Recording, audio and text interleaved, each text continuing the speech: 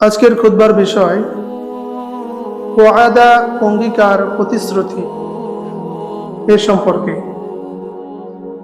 প্রতিশ্রুতি, অঙ্গীকার পালনের পুরস্কার এবং এটাকে পালন না করে ভঙ্গ করার পরিণাম সম্পর্কে আল্লাহ রাব্বুল আলামিন যদি আমাকে তৌফিক দান করেন তাহলে আজকে অঙ্গীকার সম্পর্কে আলোচনা করব। ওমা তাওফিকি ইল্লা বিল্লাহ আলাইহি তাওয়াক্কালতু ওয়া ইলাইহি উনীব। অঙ্গীকার এটা এমন একটি বিষয় যেই বিষয়টা সম্পর্কে আমরা গুরুত্ব খুব কম দিই, অথচ আল্লাহর কাছে এটা বিশাল একটা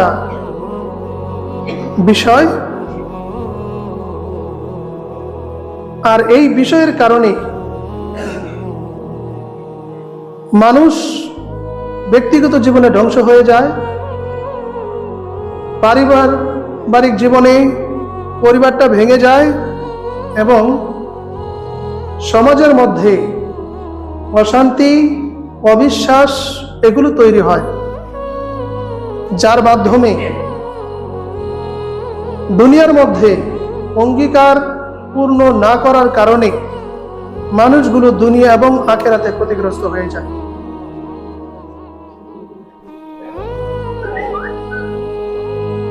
এই অঙ্গীকার সম্পর্কে যারা অঙ্গীকার পালন করে এবং অঙ্গীকার সম্পর্কে আল্লাহ তাআলার জোর তাগিদ, জোর নির্দেশনা এসেছে। সূরা নাহলের 91 নম্বর আয়াতে আল্লাহ রাব্বুল আলামিন এভাবেই বলেন, ওয়াউফু বিআহদিল্লাহি ইযা আহাদতুম ওয়া লা তানকুযুল আইমানা বা'দা তাওকীদিহা ওয়া ক্বাদ জাআলতুমুল্লাহু আলাইকুম কাফীলা ইন্নাল্লাহা ইয়া'লামু মা তাফআলুন। তোমরা আল্লাহ তাআলার সাথে কৃত অঙ্গীকার সেটা পূরণ করো, বাস্তবায়ন করো এবং পরস্পরের মধ্যে যখন তোমরা অঙ্গীকার আবদ্ধ হয়ে পাকাপোক্ত করে ফেলো তখন সেই অঙ্গীকার তোমরা ভঙ্গ করো না, ভেঙে ফেলো না। কেননা তোমরা আল্লাহকে সাক্ষী হিসাবে, আল্লাহকে অভিভাবক বানিয়ে তোমরা এই অঙ্গীকারটা করেছো। মনে রেখো, ইন্নাল্লাহা ইয়ালামু মা তাফআলুন, তোমরা যা কিছু করো সব খবর আল্লাহ তাআলা রাখেন। তোমরা যেটা করো সেই খবর আল্লাহর কাছে আছে। অবশ্যই তোমরা কি করবে? অঙ্গীকারের ক্ষেত্রে সাবধান, সতর্ক অবলম্বন করবে। এই অঙ্গীকার আবার দুই প্রকার। ওয়াউফু বিআহদিল্লাহ, আল্লাহ তাআলার সাথে কৃত অঙ্গীকার বাস্তবায়ন করার অর্থ হলো আল্লাহ তাআলার যে বিধিবিধান, এই বিধিবিধান যেগুলো আল্লাহ তাআলা আমাদের কাছে, মানে আমাদের রূহ জগতেই আল্লাহ তাআলা আমাদের কাছ থেকে অঙ্গীকার নিয়েছিলেন কি? সূরা লুকমানে আল্লাহ তাআলা সেটা বলেছেন, আলাস্তু বিরাব্বিকুম, আমি কি তোমাদের বিধানদাতা রব নই? ক্বালু বালা, আমরা সকলেই সমুচ্চরে বলেছিলাম আপনি আমাদের প্রভু, আপনি আমাদের প্রতিপালক, আপনি আমাদের স্রষ্টা, আপনি আমাদের দয়াময় আল্লাহ। এটা আমরা স্বীকার করেছিলাম এবং ওইখানে আমরা এটাও বলেছিলাম যে আমরা আল্লাহ তাআলার সাথে কাউকে শরীক করব না, শিরক করব না। আল্লাহ তাআলার আদেশগুলো, নিষেধগুলো আমরা মেনে চলবো। এই অঙ্গীকার আল্লাহ তাআলার সাথে আমাদের করা, এটা আমরা আল্লাহ তাআলার সাথে করেছি। আরেকটা অঙ্গীকার হলো বান্দার সাথে বান্দার, কাউকে কোনো কিছু মানে কারো উপরে বিজয়ী হওয়ার জন্য অথবা কাউকে প্রতিশ্রুতি দেওয়ার ক্ষেত্রে মানুষ একেবারেই গাফেল হয়ে থাকে। মানুষকে বলে, প্রতিশ্রুতি দেয়, এই দিব, এই দিব, এটা দিব, ওইটা দিব, কিন্তু যখন আবার এটাও বলে যদি আমি এরকম হয় আমার, বা আমি যদি এটা করতে পারি তাহলে তোমাকে এই এই দিব, কিন্তু যখন সেটা আল্লাহ তাআলা তাকে দেয় তখন সে বেমালুম ভুলে যায়। এই অঙ্গীকারের ক্ষেত্রে, বান্দার ক্ষেত্রে, লেনদেনের ক্ষেত্রে, সর্বক্ষেত্রেই অঙ্গীকার বাস্তবায়নের জোরালো তাগিদ আল্লাহ তাআলা এখানে দিয়েছেন। তো এইখানে আল্লাহ তাআলার অঙ্গীকার আমরা পালন করছি কিনা এটা আমাদের দেখার বিষয়, যে আল্লাহ তাআলার সাথে আমরা শিরক করছি কিনা। আল্লাহ তাআলার যে আদেশ, সালাত, সিয়াম, যাকাত, হজ, যেগুলো আল্লাহ তাআলা আমাদের উপরে আবশ্যক করে দিয়েছেন, অপরিহার্য করে দিয়েছেন, এগুলো আমরা পালন করি কিনা, এটা আমাদের ভেবে দেখার মতো। তাহলে আরেকটা হলো, বান্দা যখন কথা বলবে, এই কথার ক্ষেত্রে, অঙ্গীকারের ক্ষেত্রে সাবধানতা অবলম্বন করবে। আমি যা প্রতিশ্রুতি দিচ্ছি এটা আমি বাস্তবায়ন করতে পারবো কিনা, এই বিষয়ে বান্দার অবশ্যই অবশ্যই সাবধান হওয়া জরুরি। আল্লাহ সেটা সাবধান হতে বলেছেন, অবশ্যই সাবধান হতে হবে। আর এই অঙ্গীকারের ক্ষেত্রে, অঙ্গীকার যারা পূরণ করে এবং যারা করে না, তাদের অবস্থান হলো, যারা অঙ্গীকার বাস্তবায়ন করে, অঙ্গীকার যারা পূরণ করে, আল্লাহ তাআলা তাদেরকে মুমিন বলেছেন, তাদেরকে সফল কাম বলেছেন। সুবহানাল্লাহ। সূরা মুমিনে আল্লাহ প্রথমে বলেছেন কদ আফলাহ, তারা তো সফল হয়েই গেছে, তারা মুক্তি পেয়ে গেছে, তারা কৃতকার্য হয়ে গেছে। আল মুমিনুন, যারা মুমিন। মুমিনদের চরিত্র কি? আল্লাযীনা হুম ফি সালাতিহিম খাশিউন, যারা নামাজে খুশু বিনয়ী, নামাজ, হজ, যাকাত, এরকম সালাতের কথা বলা হয়েছে, যে মুমিনের যে 10টা গুণের কথা এখানে উল্লেখ করা হয়েছে, 10টা গুণের মধ্যে 8 নম্বর যে গুণ, সেটা হলো কি? ওয়াল্লাযীনা হুম লিআমানাতিহিম রাউন, ওয়াল্লাযীনা হুম লিআমানাতিহিম ওয়া আহদিহিম রাউন। আল্লাহ রাব্বুল আলামিন বলেছেন, যারা মুমিন, যারা সফল কাম হয়ে গেছে, তাদের একটা চরিত্র হলো আল্লাযীনা হুম লিআমানাতিহিম ওয়া আহদিহিম রাউন, তারা তাদের কাছে অঙ্গীকার এবং আমানতগুলো তারা যথাযথভাবে রক্ষা করে চলে, পালন করে চলে। কখনোই তারা আমানত খেয়ানত করে না এবং তারা প্রতিশ্রুতি কখনোই তারা ভঙ্গ করে না। যারা প্রতিশ্রুতি ভঙ্গ করে না, যারা তাদের কাছে আমানত খেয়ানত করে না, আল্লাহ তাআলা বলেন কদ আফলাহাল মুমিনুন, এই সমস্ত মুমিনেরা সফলকাম হয়েই গেছে, কৃতকার্য হয়েই গেছে, তাদের কোনো ভয় নাই, তাদের কোনো চিন্তা নাই। সুবহানাল্লাহ। শুধু তাই নয়, অঙ্গীকার বাস্তবায়নে প্রয়োজনে মুমিন জীবন দিবে, কিন্তু তারপরেও অঙ্গীকার ভঙ্গ করবে না, প্রতিশ্রুতি ভঙ্গ করবে না, কোনো অবস্থাতেই নয়, কখনো নয়, কোনো অবস্থাতেই নয়। কেননা যারা অঙ্গীকার বাস্তবায়নের ক্ষেত্রে যাদের প্রশংসা আল্লাহ রাব্বুল আলামিন করেছেন, সূরাতুল আহজাব আয়াত নম্বর 22 বা 23, আল্লাহ তাআলা এখানে বলেছেন কি? মিনাল মুমিনিনা রিজালুন সাদাকু মা আহাদু আলাইহি ফামিনহুম মান কাদা নাজবাহু ওয়া মিনহুম মান ইয়ানতাসিরু ওয়া মিনহুম মান ইয়ানতাজিরু ওয়া মা বাদদালু তাবদীলা। আল্লাহ রাব্বুল আলামিন বলেন, শুনো, মিনাল মুমিনিনা রিজালুন সাদাকু, মুমিনদের মধ্যে কত কেমন আছে যারা আল্লাহ তাআলার সাথে কৃত অঙ্গীকার বাস্তবায়নে তারা অবশ্যই অবশ্যই সত্যবাদিতা প্রমাণ করে দেখিয়েছে। মিনাল মুমিনিনা রিজালুন সাদাকু, মিনাল মুমিনিনা, মুমিনদের মধ্যে কিছু মুমিন এমন আছে যারা তাদের কৃত অঙ্গীকার বাস্তবায়ন করে দেখিয়েছে, তাদের ওয়াদা সত্য প্রমাণিত করে দেখিয়েছে। এই সত্য প্রমাণিত করতে দেখাইতে যে তারা কি করেছে? মান কাদা নাজবাহু, তাদের কেউ কেউ জীবন পর্যন্ত দিয়েছে। অঙ্গীকার পূরণ করতে যেয়ে কেউ কেউ জীবন পর্যন্ত উৎসর্গ করে দিয়েছে, শাহাদাত বরণ করেছে। ওয়া মিনহুম মান ইয়ানতাজিরু, আবার কেউ কেউ সেই অঙ্গীকার পূরণের জন্য তারা শাহাদাত বরণ করার জন্য অপেক্ষা করতেছে, কখন আসবে সময়, কখন সেই সময়টা আসবে। ওয়া মা বাদদালু তাবদীলা, এবং তারা তাদের সেই কৃত অঙ্গীকার, কৃত ওয়াদা তারা কখনোই খেলাপ করে না, এবং তারা তাদের সেই পরিকল্পনা থেকে বিন্দু মাত্র পরিবর্তনশীল হয় না, তারা পরিবর্তন করে না। সুবহানাল্লাহ। এখানে মুমিনদের প্রশংসা করেছেন। কোন মুমিন? মিনাল মুমিনিনা রিজালুন সাদাকু, যেই সমস্ত মুমিনরা তাদের অঙ্গীকার প্রতিশ্রুতি পূরণের জন্য এবং প্রতিশ্রুতি পূরণে সত্য বাদিতা দেখিয়েছে, সত্য প্রমাণিত করেছে যে তারা যে সত্যবাদী, তাদের প্রতিশ্রুতি যে বাস্তবায়ন তারা সেটা করে দেখিয়েছে, সত্য পরিণত করেছে। মান কদা নাজবাহু, এবং কেউ কেউ এই অঙ্গীকার পূরণে এটা বাস্তবায়ন করতে যে তারা নিজের জীবন পর্যন্ত উৎসর্গ করে দিয়েছে, তারা শহীদ হয়েছে, শাহাদাত বরণ করেছে।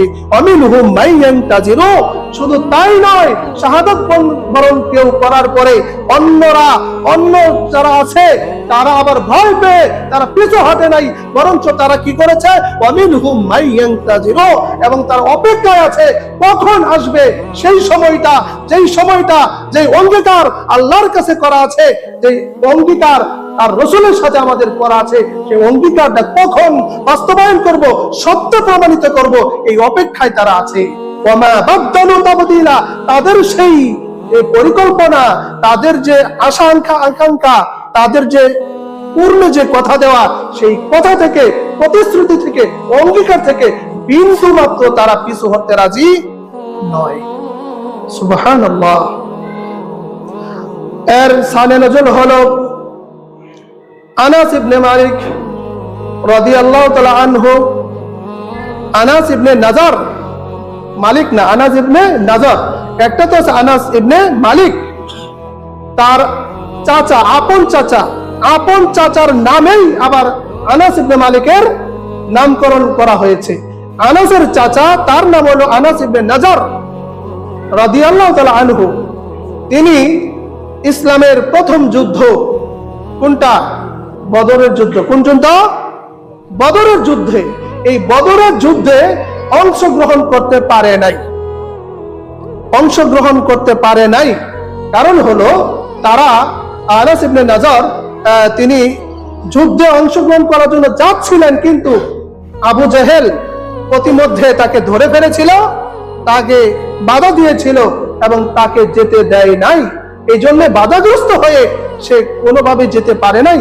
এই জন্য কিন্তু সে অঙ্গীকার করেছিল যে আল্লাহ তাআলার নির্দেশ, রাসূলের হাতে বায়াত গ্রহণ করেছে যে আমরা আপনার সাথে আছি, আপনার কোনো ভয় নাই।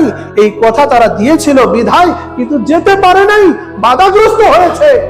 এই জন্য তারা মনে মনে এত বেশি আফসোস করেছে, এত বেশি ব্যথিত হয়েছে, চিন্তিত হয়েছে, রাসূলের সাথে যে অঙ্গীকার, ওয়াদা কেন বাস্তবায়ন করতে পারলাম না। তার বাধাগ্রস্ত হওয়ার পরে আনাস ইবনে নাজার তখন সে মনে মনে চিন্তা করেছে, যদি কখনো সময় সুযোগ হয় আর আমি যদি সময়টা পেয়ে যাই, আমার সেই অঙ্গীকারটা পূরণে আমি কতটুকু অগ্রসর হতে পারি, আমি কি করতে পারি, আমি দেখিয়ে দিব তাকে, আল্লাহকে। সুবহানাল্লাহ। আনাস ইবনে নাজার মনে মনে চিন্তা করলেন, পরিকল্পনা করলেন, যেতে পারলাম না, কত ক্ষতি হয়ে গেল, কিভাবে সম্ভব হলো, আমি কেন যেতে পারলাম না।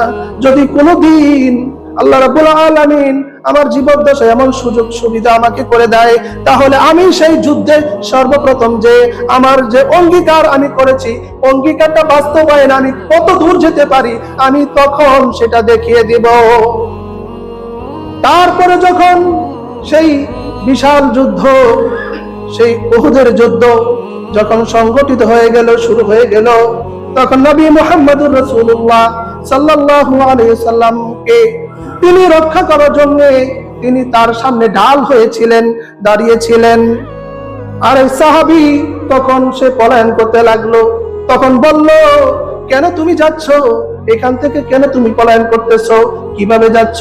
আমি তো এই উহুদ প্রান্তর থেকে আমি আল্লাহর জান্নাতের সুঘ্রাণ পাচ্ছি। সুবহানাল্লাহ, আল্লাহর জান্নাতের সুঘ্রাণ পাচ্ছি। এইভাবে তখন নবী মুহাম্মদুর রাসূলুল্লাহ সাল্লাল্লাহু আলাইহি সাল্লামকে নিরাপত্তা দেওয়ার জন্য তার সামনে ঢাল হয়ে দাঁড়াচ্ছিলেন। তার উপরে, তার শরীরে এত বেশি তীর সে গেঁথে গিয়েছিল, তীরে এমন ভাবে তার শরীরটা ঝাঁঝরা হয়ে গিয়েছিল। তখন অগ্রসর হতে হতে অনেকগুলো কাফের মুশরিককে তারা জাহান্নামে পাঠিয়ে তিনি নিজেও শাহাদাত বরণ করলেন। যখন মৃত্যুবরণ করলেন, তখন এই সাহাবী আনাস ইবনে নাজারকে কেউ চিনতে পারলো না, এমন ক্ষতবিক্ষত তাকে করে দিয়েছিল। কিন্তু তার বোন আনাস ইবনে মালিকের ফুফু এবং আনাস ইবনে নাজারের বোন। সেই বোন তার আঙ্গুল দেখে তাকে চিনতে পেরেছিল। এইভাবে তখন সে কি করেছিল, আল্লাহর নবী সাল্লাল্লাহু আলাইহি সাল্লামকে কৃত ওয়াদা অঙ্গীকার করার কারণে সেই অঙ্গীকার বাস্তবায়নে নিজের জীবন পর্যন্ত উৎসর্গ করে দিয়েছিলেন। সুবহানাল্লাহ। তার প্রসঙ্গে এই আয়াত নাজিল হয়ে গেছে। আল্লাহ বলেন, মান কাদা নাজবাহু, তারা তাদের অঙ্গীকার প্রতিশ্রুতি বাস্তবায়নে নিজেদের জীবন পর্যন্ত উৎসর্গ করেছে, তারা শাহাদাত বরণ করেছে। পরবর্তী যারা আছে তারা আবার মনে মনে পরিকল্পনা করেছে, অমিনহুম মাইয়ান্তাজিরু, তারা অপেক্ষায় আছে আমরা আবার কখন এই সুযোগ পাবো। তারা যখন সুযোগ পাবে তারাও ঝাঁপিয়ে পড়বে। এরা তাদের অন্তরের কথা নয়, তাদের একেবারে দৃঢ় সংকল্প, দৃঢ় প্রতিজ্ঞ তারা করেছে। ওমা বাদদালু তাবদীলা, তারা যে অঙ্গীকার করেছে এই প্ল্যান প্রোগ্রাম থেকে তারা বিন্দু মাত্র পিছু হটে নাই। সুবহানাল্লাহ। আল্লাহ তাআলা এখানে তাদের প্রশংসা করেছেন। শুধু তাই নয়, অঙ্গীকার বাস্তবায়নে, অঙ্গীকার পূরণে ইসলাম কত কঠিন নির্দেশ দিয়েছেন একটু শুনেন। আল্লাহ রাসূল সাল্লাল্লাহু আলাইহি সাল্লামের জামানায় আবু জান্দাল ইবনে সুহাইল রাদিয়াল্লাহু তাআলা আনহু নামক একজন সাহাবী, যার বাবা ছিল তখন কাফের মুশরিক, সুহাইল ছিল কাফের এবং আরব সেই কাফেরদের লিডার পর্যন্ত সে ছিল। যখন সেই হুদাইবিয়া নামক স্থানে সন্ধি চুক্তি করতেছিল, আল্লাহ নবী সাল্লাল্লাহু আলাইহি ওয়াসাল্লাম 6ষ্ঠ হিজরিতে যখন উমরার উদ্দেশ্যে যখন বের হয়ে গেল সাহাবীদের একটি 1400 বা তার কিছু কম বেশি সাহাবীদেরকে নিয়ে আল্লাহ নবী বের হয়ে গেলেন। যখন হুদাইবিয়া নামক স্থানে পৌঁছলেন তখন এখানে কাফের মুশরিকরা আল্লাহ নবী এবং তার সাথে সাহাবীদেরকে বাধা দিলেন। আল্লাহ নবী সাল্লাল্লাহু আলাইহি সাল্লাম বললেন, দেখো আমরা যদি যুদ্ধ করি তাহলে তোমরা পেরে উঠবে না, বরঞ্চ আমরা এখানে যুদ্ধ করার জন্য আসি নাই, আমরা এসেছি কি উমরা পালন করতে, আল্লাহর ঘর তাওয়াফ করতে আমরা এসেছি, আমাদের অন্য কোনো উদ্দেশ্য নাই, আমরা এখানে রক্তপাত করতে রাজি নই। বরঞ্চ তোমরা যদি আল্লাহর বিধানকে সম্মান করো, বিনিময় তোমরা যা চাও আমি দিতে রাজি আছি, এবং তোমাদেরকে এটাও প্রস্তাব করছি যে তোমরা শান্তি চুক্তি করো। হুদাইবিয়া নামক যে সন্ধি চুক্তি করো। অঙ্গীকার মানে অঙ্গীকার অর্থ হলো চুক্তি করা, আবদ্ধ হওয়া বা প্রতিশ্রুতি দেওয়া। এটা অনেকগুলো অর্থ আছে, তার মধ্যে একটা হলো চুক্তি করা। এই যে চুক্তি, এই চুক্তিটা করো। তখন চুক্তি করতে যেয়ে তখন আল্লাহ রাসূল সাল্লাল্লাহু আলাইহি সাল্লাম এবং তার সাহাবারা বললেন যে আমরা এবারে উমরা করব, আগামীতে তোমরা করবে। তখন সুহাইল অর্থাৎ আবু জান্দাল রাদিয়াল্লাহু তাআলা আনহুর পিতা সুহাইল সে বলল, না এখন এই বছর আপনারা যেতে পারবেন না, তাহলে আল্লাহ শপথ করে বলি, তারাও আল্লাহর নামে শপথ করেছিল, আল্লাহ শপথ করে বলি আপনারা যদি এবছর যান তাহলে রক্তপাত ঘটবে, হানাহানি মারামারি হবে, অতএব আপনারা আগামী বছর যেতে পারেন, এই বছর যাওয়া সম্ভব নয়। আল্লাহ রাসূল সাল্লাল্লাহু আলাইহি সাল্লামের সাথে থাকা সাহাবীরা আবু বকর ছিলেন, উমর ছিলেন, আলীও ছিলেন। এই সমস্ত সাহাবারা তারা তেলে বাগুনে জ্বলে উঠলেন।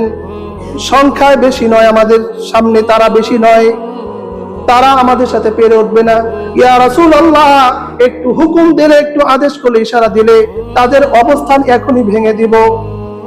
রাসূল সাল্লাল্লাহু আলাইহি সাল্লাম বললেন, না, যে চুক্তি তারা করতে চাচ্ছে সেই চুক্তিতে রাজি আছি, তুমি চুক্তি লিখো, তুমি লিখো, ঠিক আছে, আগামী বছরই আমরা উমরার উদ্দেশ্যে বের হব, এই বছর আর যাচ্ছি না, এই বছর তোমরাই যাও, তোমরাই পালন করো।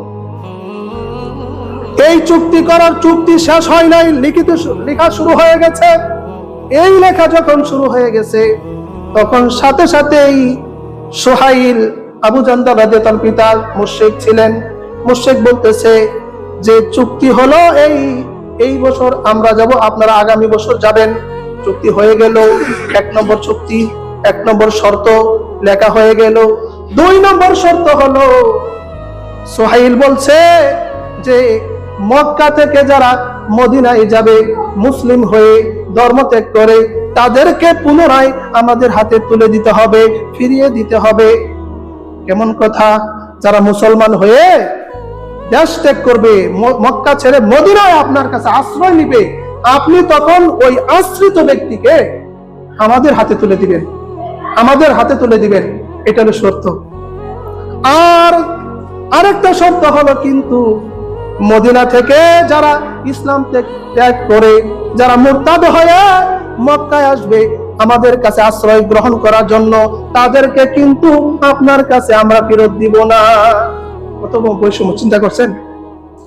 মক্কা থেকে যারা ইসলাম গ্রহণ করে, ধর্ম ত্যাগ করে নবী মুহাম্মদ রাসূলুল্লাহ সাল্লাল্লাহু আলাইহি সাল্লামের কাছে মদিনায় অবস্থান করার অবস্থায় মদিনায় তারা যাবে, আর যাওয়ার পর আশ্রয় গ্রহণ করলে এই আশ্রিত মুসলিমদেরকে আবার কাফেরদের হাতে তুলে দিতে হবে।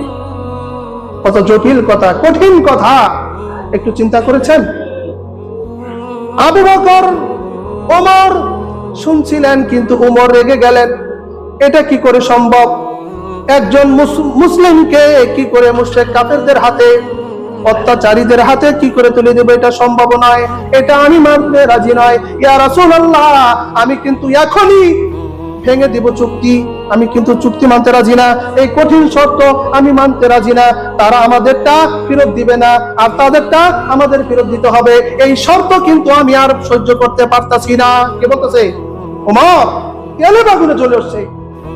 ইয়া রাসূলুল্লাহ, আমি এটা মানবো না, আমার সহ্য হচ্ছে না। আল্লাহর নবী বলেন, থামো, চুপ থাকো, সে যেটা বলেছে তুমি লিখো। ঠিক আছে, তোমার এই শর্ত মেনে নিলাম। আমাদের কাছে যদি তোমাদের কোনো সন্তান ইসলাম গ্রহণ করে ফিরে যায়, তাহলে সেটা তোমাদের হাতে তুলে দেওয়া হবে, শর্ত মেনে নিলাম। কিন্তু তোমাদের কাছ থেকে, আমাদের কাছ থেকে যদি কোনো মুসলিম মুরতাদ হয়ে ধর্ম ত্যাগ করে, ইসলাম ত্যাগ করে তোমাদের কাছে যদি আশ্রয় গ্রহণ করে, তাকে আমরা আর ফেরত নিব না, এই শর্তটা মেনে নিলাম, লেখো। লিখতে যাবে, এই মুহূর্তে লেখা শুরু হয় নাই। লেখা শুরু হওয়ার আগেই সুহাইলের পুত্র আবু জান্দাল রাদিয়াল্লাহু তাআলা আনহু, যে গোপনে মক্কাতে ইসলাম গ্রহণ করেছে, এই ইসলাম গ্রহণ করার কারণে তার উপরে অমানসিক নির্যাতন, এত জুলুম শুরু হয়ে গেছিল, তাকে শিকল দিয়ে বেঁধে তার উপরে অত্যাচার শুরু হয়েছিল, মারতে মারতে তাকে রক্তাক্ত করে সে যখন বেহুশ হয়ে গিয়েছিল, তখন তাকে শিকল বাঁধা অবস্থায় তাকে কারাবন্দী করে রেখেছে। একটা সুযোগ বুঝে যখন সে দেখেছে এখন পালিয়ে যাওয়ার সুযোগ, ওই সুযোগে সে পালিয়ে তখন ওই হুদাইবিয়া নামক সন্ধির কাছে ওই জায়গাতে যখন অবস্থান করতেছে, দেখা যায় আস্তে আস্তে একজন লোক অবস্থান করতেছে, পায়ে হাত পায়ে শিকল পরিহিত, আস্তে আস্তে পা টেনে টেনে সে আস্তে আস্তে আসতেছে, শরীরটা ক্ষত বিক্ষত অবস্থায়। এই মুহূর্তে যখন সেই চুক্তির কাছাকাছি আসছে, নবী মুহাম্মদ রাসূলুল্লাহ সাল্লাল্লাহু আলাইহি সাল্লাম এবং তার আবু জান্দালের পিতা সুহাইল যেখানে চুক্তি শুরু করে দিয়েছিল, ওই কাছে যখন আসলো, তখন তাকে দেখেই বলল, প্রথম শর্ত, আবু জান্দাল রাদিয়াল্লাহু তাআলা আনহু বলেন, হে মুসলিম ভাইয়েরা, ও আমার মুসলিম ভাইয়েরা, আমি মুসলিম হওয়ার কারণে, ইসলাম গ্রহণ করার কারণে দেখো কাফের মুশরিকরা আমারে কি অমানবিক নির্যাতন করেছে, আমার শরীরটা ক্ষত বিক্ষত করে দিয়েছে, আমি তোমাদের কাছে আশ্রয়ের জন্য আসছি, তোমরা কি আমাকে আশ্রয় দিবে না, নাকি তোমরা আবার আমাকে সেই মুশরিকদের হাতে, সেই নির্যাতন করার জন্য, জুলুম করার জন্য তাদের হাতে ছেড়ে দিবে? ওমর রাদিয়াল্লাহু তাআলা আনহু চিল্লানি দিয়ে উঠলেন, আল্লাহু আকবার, কখনো না, আমাদের মুসলমান নির্যাতিত ভাইকে আমরা মুশরিকদের হাতে নির্যাতন করার জন্য ছেড়ে দিতে পারি না। কিন্তু আল্লাহর নবী মুহাম্মদুর রাসূলুল্লাহ সাল্লাল্লাহু আলাইহি সাল্লাম তখন আবু জান্দাল এবং ওমরকে দুজনকে শান্ত করলেন, এই বলে শান্ত করলেন, ওমর শান্ত হও, তুমি ধৈর্য ধারণ করো, এবং আবু জান্দালকে বলো, আবু জান্দাল তুমি ধৈর্য ধারণ করো, আশা করি অচিরেই তোমার উপরে যারা নির্যাতন করেছে এবং তোমাদের সেই মুসলমান হওয়ার কারণে যারা নির্যাতন করে, জুলুম করে, অত্যাচার করে, ওই সমস্ত মানুষদেরকে আল্লাহ তাআলা ধ্বংস করে দিবেন এবং তোমাদেরকে আল্লাহ মুক্ত করে দিবেন এবং তোমাদের মুক্তির পথ আল্লাহ তাআলা দেখিয়ে দিবেন। সুবহানাল্লাহ। ওমর মানছে না, কিন্তু কিছুতেই মানা সম্ভব হচ্ছে না। তখন নবী মুহাম্মদুর রাসূলুল্লাহ সাল্লাল্লাহু আলাইহি সাল্লাম বলেছেন, ওমর তুমি কি জানো না, আল্লাহ রাব্বুল আলামিন তার মুমিন বান্দারা কখনো প্রতিশ্রুতি ভঙ্গ করে না। জীবন যদি চলে যায় এবং সম্পদ যদি চলে যায়, দুনিয়ার সব কিছু শেষ হয়ে গেলেও তারা প্রতিশ্রুতি ভঙ্গ করবে না। এর নাম হচ্ছে ঈমানদার, এর নাম হচ্ছে মুমিন। এটাই হচ্ছে মুমিনের চরিত্র, আর এটাই হচ্ছে আল্লাহ তাআলার বিধান। সুবহানাল্লাহ, এটা আল্লাহ তাআলার বিধান। আল্লাহ তাআলার বিধান থেকে মুমিন কখনো বিচ্ছিন্ন হতে পারে না, আলাদা হতে পারে না, কখনো সে পলায়ন করতে পারে না। আবু জান্দাল রাদিয়াল্লাহু তাআলা আনহু এত অত্যাচারিত, তার শরীরটা ক্ষত বিক্ষত হয়েছে, রক্তাক্ত শরীর দেখার পরে সমস্ত সাহাবারা কেঁদে কেঁদে অস্থির হয়ে গেছে। তাদের চোখের পানি একেবারে পড়তে পড়তে অবস্থা খুব খারাপ হয়ে গেছে। তারপরেও আল্লাহর উপরে ধৈর্য ধারণ করেছেন। কেন? প্রতিশ্রুতি, অঙ্গীকার, যেটা চুক্তি, মুসলমান মুমিন কখনো চুক্তি ভঙ্গ করতে পারে না। তবে সেই চুক্তি যদি অবৈধ হয়, পাপের চুক্তি হয়, অনেকে আবার এই বৈধ কথাটাকে অবৈধ কাজে লাগায়। কোন মেয়েকে কেউ বলে, আমি তোমাকে ভালোবাসি, অমুক যদি করো তাহলে তোমাকে আমি অমুক দিব।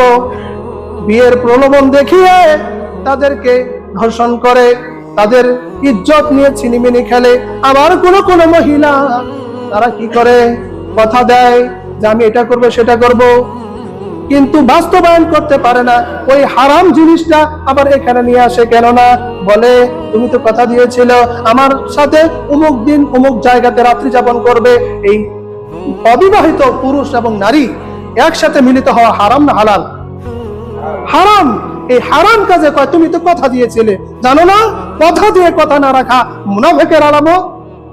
কারণ হলো নবী মুহাম্মদুর রাসূলুল্লাহ সাল্লাল্লাহু আলাইহি সাল্লাম বলেছেন, ইযা জাআকাল মুনাফিকুনা ক্বালা সালাসুন, ইযা হাদাসা কাযাবা, ওয়া ইযা ওয়া'আদা আখলাফা, ওয়া ইযা উতুমিনা খানা। মুনাফিকের প্রধানত তিনটা চরিত্র। কয়টা? তিনটা চরিত্র। ইযা হাদাসা কাযাবা, যখন সে কথা বলে কথায় মিথ্যা বলে। মুনাফিকের কি বলে? মিথ্যা বলে। মিথ্যা বলাটা মুনাফিকের একটা প্রথম শর্ত। ওয়া ইযা আ'আদা আখলাফা, ওয়া ইযা ওয়া'আদা আখলাফা, যখন অঙ্গীকার করে, প্রতিশ্রুতি দেয়, চুক্তি করে, সেটা সে বিনা শর্তে বিনা কারণে সেটা ভঙ্গ করে। ওয়াদা ভঙ্গ করা মুনাফিকের 2 নম্বর কি শর্ত।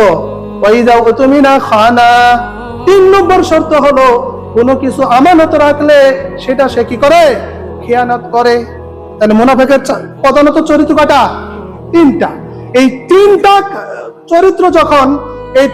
চরিত্র যখন মুনাফিক বিজয়ী হয়ে যায়, যখন 3টা চরিত্রে বিজয়ী হয়ে যায়, মিথ্যায় বিজয়ী হয় এবং ওয়াদা পালন ভঙ্গ করায় বিজয়ী হয় এবং আমানত খেয়ানত করায় বিজয়ী হয়, এই 3টা কাজে যখন বিজয়ী হয়ে যায়, তখন মুনাফিকের চরিত্র হয়ে যায় 6টা। কয়টা?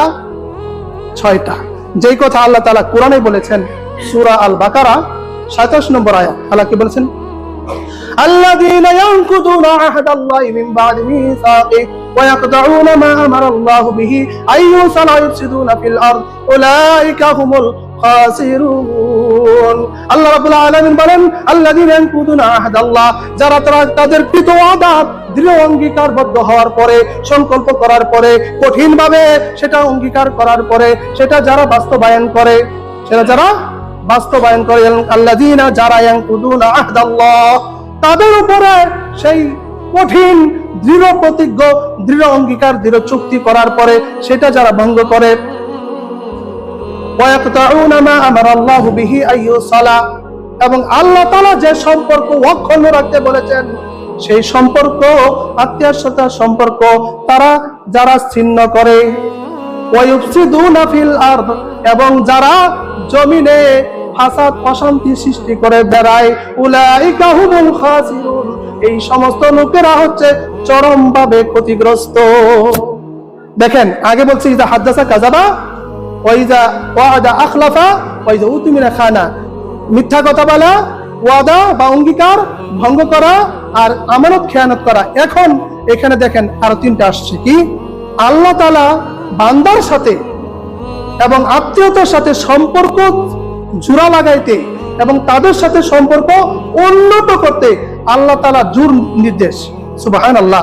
আল্লাহ তাআলা বলছেন, তোমার বাবা মার সাথে ভালো ব্যবহার করো, তোমার বোন, ভাগ্নি, ভাতিজি এদের সাথে ভালো আচরণ করো, তোমার প্রতিবেশীর সাথে ভালো আচরণ করো। এই আচরণ ভালো করার জন্য, উন্নত করার জন্য, তাদের সাথে সম্পর্ক অক্ষুণ্ণ রাখতে, তাদের সাথে সম্পর্ক ভালো করতে আল্লাহ নির্দেশ দিয়েছেন।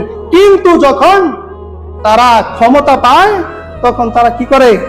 প্রতিবেশী, আত্মীয়তার সম্পর্ক এটা তারা ভুলে যায়। সূরা মুহাম্মাদে 13 নম্বর আয়াত আল্লাহ তাআলা এটা আবার বলেছেন। 25 নম্বর আয়াত আল্লাহ বলেছেন, যদি তোমাদেরকে এই দুনিয়াতে ক্ষমতা দান করা হয় তখন আশা করা যায় যে তোমরা কি করবে? দুনিয়াতে ফাসাদ সৃষ্টি করবে, অশান্তি সৃষ্টি করবে এবং তোমাদের আত্মীয়তার সম্পর্ক ছিন্ন করবে। এটা আল্লাহ বলেছেন। এই জন্য আত্মীয়তার সম্পর্ক ছিন্ন করাটা এটাও মুনাফিকের কি 4 নম্বর চরিত্র। আত্মীয়তার সাথে সম্পর্ক উন্নত করতে হবে, ভালো করতে হবে, বাবা মার সাথে সম্পর্ক ভালো রাখতে হবে, তাদেরকে সেবা শুশ্রূষা করতে হবে, তাদেরকে কষ্ট দেওয়া যাবে না। যারা কষ্ট দেয় তাদের এটা মুনাফিকের চরিত্র, 4 নম্বর চরিত্র। এবং 5 নম্বর চরিত্র কি? ওয়ায়ুফসিদুনা ফিল আরদ, এবং জমিনে অশান্তি সৃষ্টি করে। জমিনে কি করে? অশান্তি সৃষ্টি করে।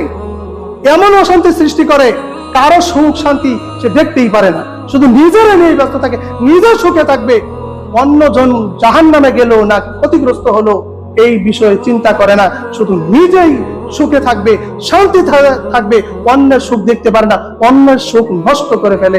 এটা হলো 5 নম্বর মুনাফিকের চরিত্র। 6 নম্বর চরিত্র হলো মুনাফিক যখন এই 3টা কাজে সফল হয়ে যায়, এই 5টা কাজ সফল হওয়ার পরে সে এমন দাম্ভিক অহংকার হয়ে যায়, তখন নিজেকে সে এত বেশি বড় মনে করে যে নিজের সামনে আর কাউকে সে মানুষকে মানুষ মনে করে না এবং কাউকে সে কিচ্ছু মনে করে না, সে মনে করে সবার বড় সে। নাউযুবিল্লাহ মিন যালিক। এই 6টা হলো মুনাফিকের খাস চরিত্র। তখন এই 6টা যখন 3টা যদি বিজয় না হয় তখন মুনাফিকের আলামত 3টাই: মিথ্যা কথা বলা, ওয়াদা খেলাফ করা এবং কোনো কিছু আমানত রাখলে সেটা খেয়ানত করা। এটা হলো 3টা। যদি বিজয় হয়ে যায় 3টা, তাহলে আরো 3টা যুক্ত হয়। দেখবেন যুগে যুগে এটাই হয়েছে। যাই হোক, অনেক কথা বলে ফেললাম।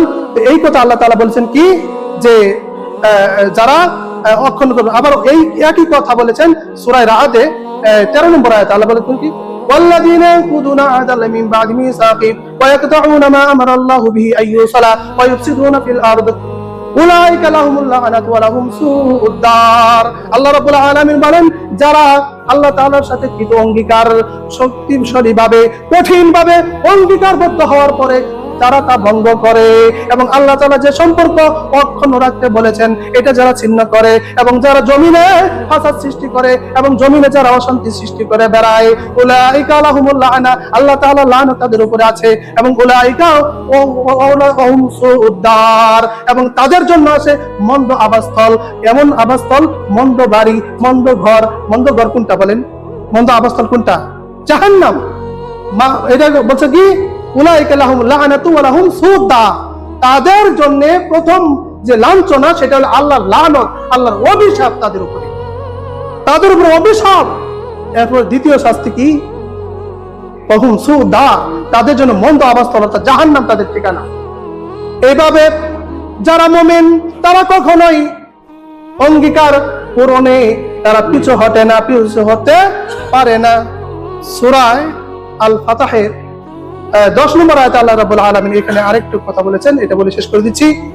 আল্লাহ রাব্বুল আলামিন এখানে বলেছেন যে, হে নবী, যারা তোমার সাথে প্রতিশ্রুতি অঙ্গীকার এই বলে দেয় যে তারা তোমার আনুগত্য করবে, তারা তোমার সাথে থাকবে, সর্ব সময় তোমার অবস্থায় তোমার ভালো কাজে তারা সহযোগিতা করবে, এই প্রতিশ্রুতি যারা দিয়েছে, যারা এই কথায় বায়াত তোমার হাতে গ্রহণ করেছে, ইয়াদুল্লাহি ফাওকা আইদিহিম, তারা মূলত আল্লাহর হাতেই বায়াত গ্রহণ করেছে, প্রতিশ্রুতিবদ্ধ হয়েছে।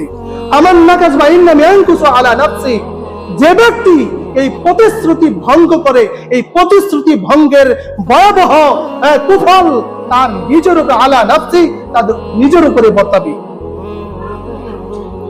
আর পক্ষান্তরে যারা প্রতিশ্রুতি পূরণ করবে, আল্লাহ তাআলা বলেন তাদেরকে আল্লাহ তাআলা নিজ হাতে মহা পুরস্কারে পুরস্কৃত করবেন। সুবহানাল্লাহ। অতএব ভাইরা, প্রতিশ্রুতি বাস্তবায়নে আমরা যেন সতর্ক সাবধান হই। আমি এই বিষয়টা এই জন্য বেছে নিয়েছি যে প্রতিশ্রুতি দেওয়ার একটা মৌসুম আমাদের সামনে অপেক্ষমান। আমরা এই মৌসুমে বিশেষ করে নির্বাচনের সময় হায় হায় হায় রে প্রতিশ্রুতি, এই দিবে সেই দিবে, এটা করবে সেটা করবে, এই যে হাজার হাজার লোভনীয় যে প্রতিশ্রুতি দেওয়া, তার কত পার্সেন্ট বাস্তবায়ন করা হয়? অথচ যখন প্রতিশ্রুতি দিবে না, তার উপরে প্রতিশ্রুতি দেওয়ার কোনো বা এটা আল্লাহর পক্ষ থেকে কোনো জোরালো আদেশ নাই যে এটা বাস্তবায়ন করতে হবে। কিন্তু যখন সে প্রতিশ্রুতি অঙ্গীকার করে ফেললো, এই দিব তোমাকে, এই দিব তোমাকে, এরকম যখন বলে ফেললো, এটা না দিলে সে মুনাফিক হয়ে যাবে। শুধু মুনাফিক নয়, দুনিয়া এবং আখিরাতে উলাইকা হুমুল খাসিরুন, তারা হবে চূড়ান্তভাবে ব্যর্থ।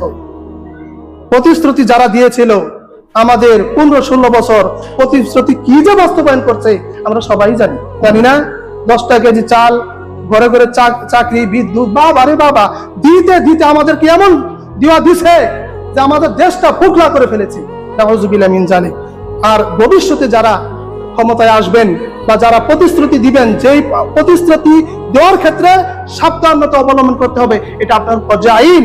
আপনি যখন প্রতিশ্রুতি দিয়ে ফেললেন, আপনি যে কোনো মূল্যে জীবন দিয়ে হলেও, নিজের সবকিছু দিয়ে হলেও সেটা বাস্তবায়ন করতে হবে। এই কথার উপর খেয়াল করবেন। অতএব প্রতিশ্রুতি দিবেন, সাবধান, আপনি কতটুকু করতে পারবেন সেই অনুযায়ী প্রতিশ্রুতি দিবেন। এই জন্য এই বিষয়টাকে বেছে নিয়েছি। আল্লাহ তাআলা আমাদের সবাইকে প্রতিশ্রুতি, চুক্তি, এটা বাস্তবায়ন করা যে ফরজে আইন, আবশ্যিক করণীয়, এটা জেনে বুঝে আমরা যেন কাউকে কিছু দেওয়ার জন্য, মসজিদে অনেক সময় অনেকে প্রতিশ্রুতি দেয়, আমি এইটা দিব সেটা দিব, আসলে দেওয়া দরে কিছুই না। এটাও কিন্তু প্রতিশ্রুতি ভঙ্গ। কারণ অতএব ভাইয়েরা, এক কথায় বুঝে নেবেন, প্রতিশ্রুতি যেইভাবেই দেন না কেন, প্রতিশ্রুতি যেইভাবেই দেন না কেন, যদি সেই প্রতিশ্রুতি ওই যে বলছি খারাপ প্রতিশ্রুতি, পাপের প্রতিশ্রুতি না হয়, তাহলে সেটা বাস্তবায়ন করা পর্যায়ে আইন করতেই হবে আপনাকে। এই বিষয়ে চিন্তা করবেন, সতর্ক সাবধান হবেন। আল্লাহ তাআলা সেটাই কোরআনে বলেছেন, আমি সেদিকে আর যাচ্ছি না। তবে আল্লাহ তাআলা বলেন সূরা মাআদা, ইয়া আইয়ুহাল্লাযীনা আমানু, হে ঈমানদারগণ, যদি ঈমানদার হয়ে থাকো, যদি তোমরা নিজেকে মুসলিম দাবি করে থাকো, আউফু বিল উকুদ, তোমাদের প্রত্যেকটা প্রতিশ্রুতি তোমরা বাস্তবায়ন করো। সুবহানাল্লাহ। অতএব আমরা যেন প্রতিশ্রুতির ক্ষেত্রে সাবধান, সতর্ক হতে পারি। আল্লাহ আমাদেরকে তৌফিক দান করুক। আমিন।